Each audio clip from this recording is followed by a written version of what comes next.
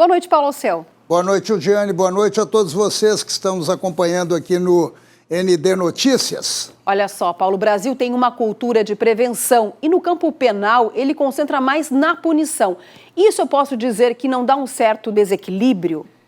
Pois é, o que acontece basicamente é o seguinte, o foco é o punir, mas o mais importante seria o prevenir, para evitar chegar à punição.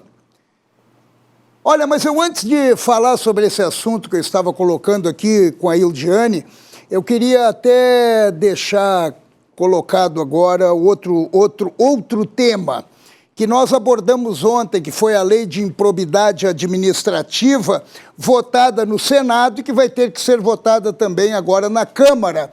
A Lei de Improbidade Administrativa que, de repente, está criando um clima de impunidade junto aos agentes públicos.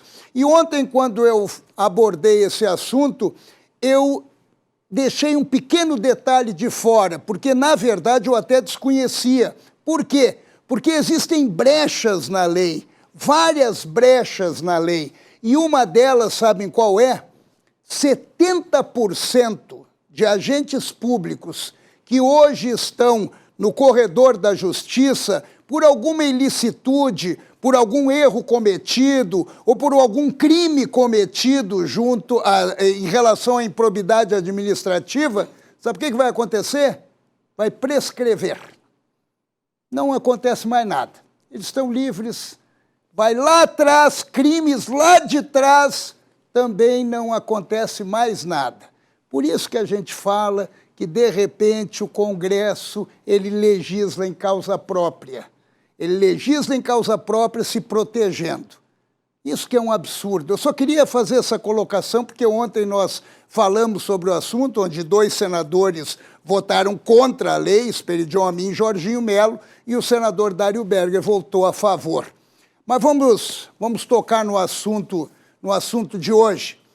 De uns anos para cá foi impregnado no Brasil, impregnado aqui no nosso país, uma espécie de cultura punitiva. Essa é a cultura, punição. Prisão é a fórmula base de conter o crime. O ideal seria, claro, evitar o crime e não focar exclusivamente na punição. Claro que há determinados crimes que não são tão previsíveis, é óbvio, mas quando nos detemos na sentença punitiva, acabamos inconscientemente tolerando a possibilidade de crimes. Durante a pandemia, o Tribunal de Contas da União alertou que a distribuição de recursos federais alimentaria a corrupção nos estados. Não deu outra.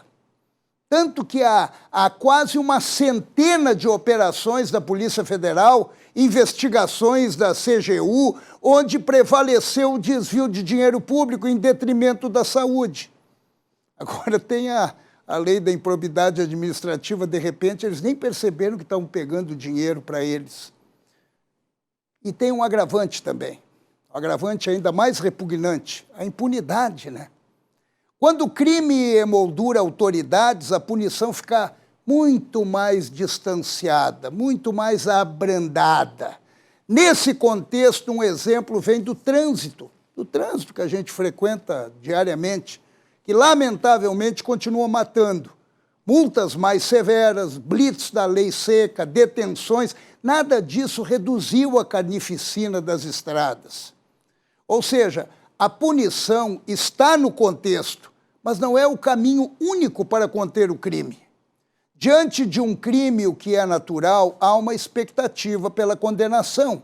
Mas entre a repressão e a prevenção, o Brasil se direcionou para a punição, consciente de que o crime acontece, mas na torcida de que seja punido. Estamos anos-luz de uma mudança de cultura onde as leis sejam respeitadas e não temidas. A condenação é o caminho natural de um crime. Mas o ideal seria incentivar a cultura preventiva. Mas as inversões cada vez mais latentes nos mantêm apenas na esperança. Tanto que a punição é abalroada, muitas vezes, né, e a gente vem comentando por aqui, por leis que abrandam a condenação, principalmente no universo político.